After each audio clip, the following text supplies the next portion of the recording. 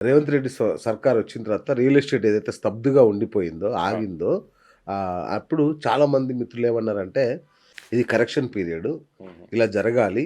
అసలు కేసీఆర్ ఎంత పని చేశాడు. రియల్ ఎస్టేట్‌ని సామాన్యునికి అందకుండా చేశాడు. సో, ఇప్పుడన్నా కనీసం ఆకాశం నుంచి ధరలు దిగొస్తాయని చాలామంది సర్ది చెప్పారు. రైట్? మీరు వినుంటారు అవన్నీ. ట్రూ. ట్రూ. ట్రూ. సో, సంతోషం అనుకున్నాం.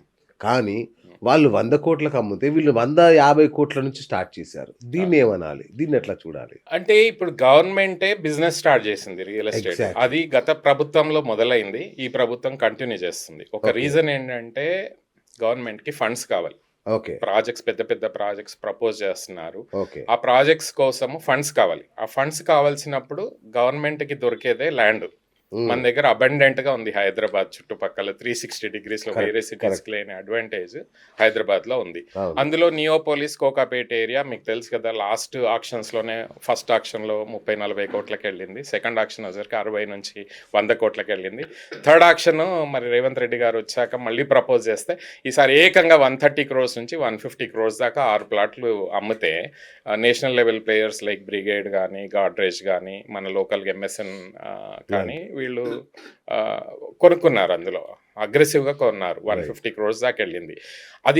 ఇది అంటే డిమాండ్ని బట్టి కొన్నారా, లేదు సిటీలో మార్కెట్ ఇంప్రూవ్ చేయాలని కొన్నారా, బిల్డర్స్ వైపు నుంచి చూస్తే అది అర్థం అవ్వట్లేదు. అలాగే గవర్నమెంట్ కావాల్సి పుష్ చేసి ఈ బిల్డర్స్ అందరినీ ఆ రేట్లో కొనమన్నారా అనేది కూడా బయటికి ఎక్కడా తెలియట్లేదు.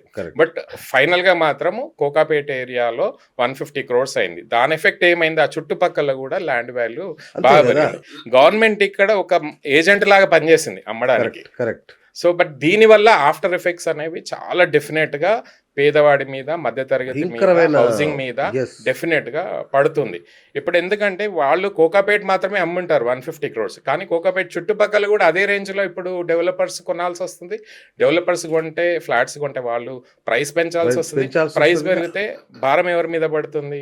మళ్ళీ అగే కొనే వాళ్ళ మీదనే. అంతే కదా. మొన్నటిదాకా 50 లక్షలు వచ్చేది ఇప్పుడు 5 కోట్లకి వెళ్ళిపోతుంది. అపార్ట్మెంట్ అనేది ఒక చిన్న డబుల్ బెడ్రూమ్ ఆబ్వియస్ గా మొన్నటిదాకా కోకాపేటలో 5,000 నుంచి 10,000 మధ్యలో దొరికేది. ఇప్పుడు 10,000 లోపల అసలు దొరకట్లేదు. ఎనీథింగ్ అబౌట్ 10,000 మీరు కోకాపేట కానీ, ఫైనాన్షియల్ డిస్ట్రిక్ట్ కానీ, నార్సింగ్, ఈ గండిపేట ఏవైతే గ్రోత్ కారిడార్స్ ఉన్నాయో ప్రస్తుతానికి వెస్ట్ సైడ్ ఆఫ్ ద సిటీలో ఆల్రెడీ 10,000 దాటిపోయింది. చూడండి. కొంచెం ఇంతకుముందు అఫోర్డబుల్ అనిపించే కొల్లూరు, ఉస్మాన్ నగర్, తెల్లాపూర్ ఏరియాస్ కూడా అవి కూడా ఇప్పుడు 8,000, 9,000, ఆల్మోస్ట్ 10,000 కూడా టచ్ అవుతున్నాయి.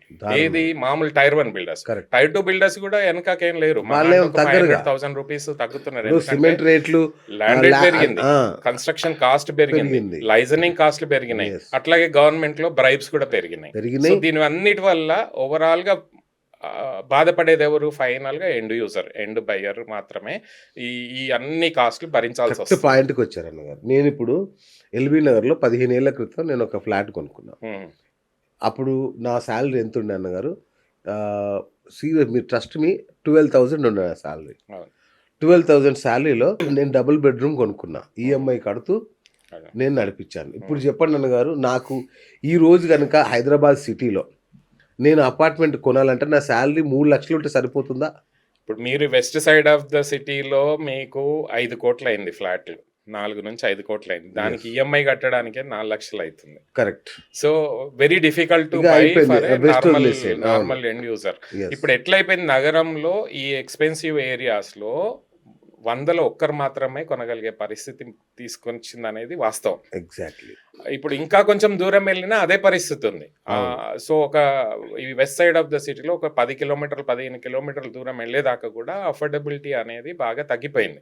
అదే అన్న, లండన్, న్యూయార్క్ కంటే కూడా కాస్ట్లీగా మార్చేసి దీన్ని ఏం చేద్దాం అనుకుంటారు హైదరాబాద్ని? హైదరాబాద్ ప్రజల సిటీ. నిజం చెప్పాలంటే ప్రజాప్రభుత్వం అని చెప్పి ఈ ప్రభుత్వం దీన్ని ప్రజలకు అందకుండా చేస్తే ఎక్కడికి వెళ్ళాలి? సామాన్యుడు ఎక్కడికి వెళ్ళాలి? నాకు అర్థం కావట్లేదు. ఆబ్వియస్లీ ఇప్పుడు న్యూయార్క్ అయినా, సింగపూర్ అయినా, టోక్యో అయినా కొన్ని కంట్రీస్లో ఏం చేస్తారంటే ఎంత వాల్యూస్ పెరిగినా శాలరీస్ కూడా మ్యాచింగ్ శాలరీస్ ఉంటాయి అక్కడ. ఎగ్జాక్ట్లీ. సో ఎప్పుడు కూడా వాళ్ళకు ఉండే ఈఎంఐ శాలరీ కన్నా తక్కువే ఉంటుంది. ఇండియాలో అట్లా కాదు. ఇప్పుడు హైదరాబాద్ లో ఏమంది, మన శాలరీ కన్నా ఈఎంఐలు ఎక్కువైపోయినాయి. చాలా ఎక్కువ. Which is not correct. ఎవరు అఫోర్డ్ చేయలేనప్పుడు ఆబ్వియస్ గా సిటీలో ఏమవుతాయి, మార్కెట్ కొంచెం స్లో డౌన్ అయ్యే ఛాన్సెస్ వస్తాయి. అఫోర్డబిలిటీ ఉన్నప్పుడు హౌసింగ్ అనేది it's a utility. Not as a business. Government దీని మీద కంపల్సరీ నియంత్రణ అనేది తెచ్చుకోవాలి. అందులో మన కంట్రీ ప్రజాస్వామ్య country, we are not capitalistic country. Exactly. అందులో 150 కోట్ల మంది పాపులేషన్ ఉంది. ఆ పాపులేషన్ అందరికీ కూడా హౌసింగ్ ఇవ్వడం అనేది గవర్నమెంట్ యొక్క responsibility. Correct. Government responsibility affordable సెగ్మెంట్లో తీసుకోకుండా మేము ఆక్షన్స్ చేస్తాము, మేము ప్రైసెస్ పెంచి అమ్ముతాము, ఆ గవర్నమెంట్ ల్యాండ్స్ మేము అమ్ముతాము అంటే ఆ గవర్నమెంట్ ల్యాండ్స్ అన్ని కూడా ప్రజలవే.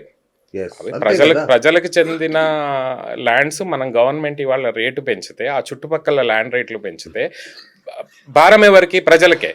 కానీ ప్రజాస్వామ్యంలో ప్రజలతో ఎన్నుకోబడిన ప్రభుత్వము, ప్రజల చేత నడిపే ప్రభుత్వము కంపల్సరీ హౌసింగ్ అనేది ఒక యూటిలిటీ. విద్య కావచ్చు, మెడికల్ కానీ అంతే కదా. హౌసింగ్ అనేది ఒక అవసరం, జనాలకు అవసరం. ఈ అవసరాన్ని గవర్నమెంట్ కంపల్సరీ కన్సిడర్ చేసి ఒక అఫోర్డబుల్ హౌసింగ్ అనేది కంపల్సరీ క్రియేట్ చేయాలి. అవి పేపర్ వరకే పరిమితం ఉన్నాయి. అంటే Exactly. డబుల్ బెడ్రూమ్ అని ఒకటి చేశారు, కానీ అందరికి అందట్లేదు. అంటే ఇప్పుడు ప్రతి ఒక్కరు వెళ్ళి డబుల్ బెడ్రూమ్లలో వాళ్ళు ఇచ్చే డబుల్ బెడ్రూమ్లలో ఉండాలా? కాదు కదా. అది కూడా పేదోళ్ళకే, అది లిమిటెడ్ Limited అది. అవైలబిలిటీ ఉంది. అంతే కదా. ఇప్పుడు రేపు లోవర్ మిడిల్ క్లాస్ పరిస్థితి ఏంది, మిడిల్ క్లాస్ పరిస్థితి ఏంది, అప్పర్ మిడిల్ క్లాస్ కి అయితే ఈ రోజు వాళ్ళకి కూడా కష్టమైతుంది. ఛాన్సే వాళ్ళకి లేదన్నా. వచ్చే salaries అన్నీ పెరిగిన తర్వాత, అలాగే ఇంట్రెస్ట్ రేట్లు కూడా ఆల్మోస్ట్ ఇప్పుడు 7.5 to 8% ఉంది. దాని బదులు 8 రిజిస్ట్రేషన్ కాస్ట్ కూడా 7.5% నుంచి 8% దాకా చూడండి. రిజిస్ట్రేషన్ కాస్ట్ పెరుగుతుంది. పెరుగుతుంది. సో ఇవన్నీ యాడ్ చేస్తే గవర్నమెంట్ ఒక బిజినెస్ చేస్తుంది తప్ప ఒక ఎగ్జాక్ట్లీ. మనిషి ప్రజలకి యూజ్ అయ్యే అఫోర్డబుల్ సెగ్మెంట్ లో వర్క్ చేయట్లేదు. పాలసీస్ డెఫినెట్ గా గవర్నమెంట్ అఫోర్డబుల్ సెగ్మెంట్ మీద వర్కౌట్ చేయాలి.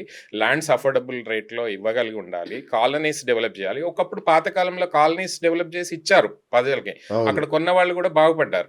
కానీ ఇప్పుడు రీసెంట్ గా జరిగిన పరిస్థితి లేదు. ఈవెన్ గవర్నమెంట్ చేసే ప్లాటింగ్ వెంచర్స్ కూడా ఇవాళ ఆక్షన్ పెట్టి ఎంత మాక్సిమం అమ్ముతాము అనేది గొప్పగా చెప్పుకునే పరిస్థితి. ఎగ్జాక్ట్లీ. ఎంత దారుణం. ఇప్పుడు మన అక్కడ చేసింది ఏంటి, నియో పోలీస్ లో ప్రభుత్వం బ్రోచర్ రిలీజ్ చేసినట్టుగా అనిపించింది. ఈ నగరాన్ని అమ్మేస్తున్నాము, ఇగో ఇక్కడ నుంచి స్టార్ట్ అని చెప్పినట్టుంది తప్ప ఇది ఎవరికి లాభం అన్నగారు? 1% ప్రజల కోసం మీరు 99% మంది ప్రజల్ని ఇరకాటంలోకి పెడతారా? డెఫినెట్ గా అండి. ఎప్పుడైతే ఇట్లా ఒక ల్యాండ్ అని హైప్ క్రియేట్ చేసి ఎక్కువ రేటుకి అమ్మితే, హైప్ క్రియేట్ చేస్తే భూమి రావచ్చు. భూమి వచ్చినప్పుడు బబుల్ కూడా వస్తుంది. మరి సో అత్యధిక ఎక్కువ ఎంత హైప్ క్రియేట్ చేస్తే అంత భూమి రావచ్చు టెంపరీగా. కానీ భూమి వచ్చినప్పుడు బబుల్ అనేది కూడా వస్తుంది. అవును. బబుల్ వచ్చినప్పుడు ఎవరు నష్టపోతారు? సామాన్యుడే కదా. సామాన్యుడు నష్టపోతాడు. బ్యాంకులకు ఇబ్బంది అవుతుంది, డెవలపర్స్ కి ఇబ్బంది అవుతుంది. రేపు అద్దెలకు ఎవరు రారు, జనాలు కూడా రారు. అప్పుడు జనాలు మైగ్రేట్ అవుతారు, సిటీకి రారు. ఇప్పటిదాకా హైదరాబాద్ అడ్వాంటేజ్ ఎందుకు అంటే, వేరే సిటీస్ నుంచి, వేరే స్టేట్స్ నుంచి హైదరాబాద్కి ఎందుకు వస్తున్నారు? Because of the affordability, culture, ఇక్కడ వెదరు, ఇక్కడ గవర్నమెంట్ పాలసీస్, సేఫ్టీ, సెక్యూరిటీ ఉంది కాబట్టి కంపెనీస్ వస్తున్నాయి. యాజ్ వెల్ as కంపెనీతో పాటు ఎంప్లాయ్మెంట్ వస్తుంది, ఎంప్లాయ్మెంట్తో పాటు మైగ్రేషన్ వస్తుంది.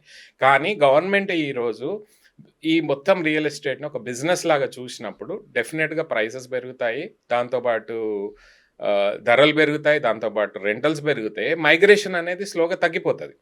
ఇదంతా మళ్ళీ మిడిల్ క్లాస్ వాళ్ళు ఏంటి, నగరం మాది కాదని దూరం వెళ్ళిపోతారు. సో ఇప్పుడు ఏంటి, రిచ్ క్లాస్ వాళ్ళు మాత్రమే సిటీలు ఉండేటట్టు, మిడిల్ క్లాస్ వాళ్ళు సబర్బన్స్ కాదు కదా.